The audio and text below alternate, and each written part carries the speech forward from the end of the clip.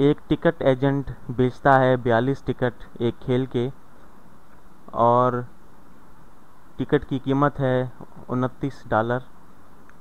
तो राउंडिंग को इस्तेमाल करते हुए हिसाब लगाइए कुल डॉलरों की तादाद जो टिकटों के फ़रोग से हासिल हुए। तो यहाँ पर 42 ज़रब 29 हमने ये हल करना है, लेकिन इसे राउंड करते हुए। तो इसे राउंड करके हम अपने दिमाग में इसे आसानी के साथ हल कर सकते हैं। तो 42 को जब हम राउंड करेंगे तो 2 जो है ये 5 से छोटा है, तो राउंड डाउन करेंगे तो ये 40 हो जाएगा। इसी तरह जो 29 है, 2 के बाद 9 जो है ये 5 से बड़ा है, तो इसे राउंड अप कर देंगे हम, तो ये 29 जो है वो 30 हो जाएगा। ठीक है, ये हमने इसे इन्हें राउंड कर लिया दोनों रकमों को।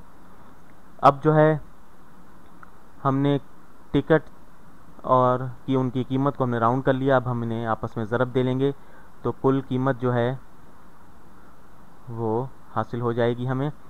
तो यहाँ पर जो गुर की बात है, जो ट्रिक है इसमें, वो ये है कि हम बजाय 40 को 30 से ज़रब देने के हम ये कह सकते हैं कि 4 को 3 से ज़रब दें और फिर उसके बाद 2 सिफरों का इजाफा कर दें।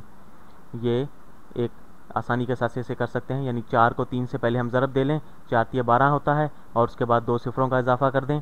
तो इसे हम अपने दिमाग में आसानी के साथ कर सकते हैं। तो ये 1200 हो गए। तो टिकटों की फ़रोख्त से जो रकम हासिल हुई वो है 1200।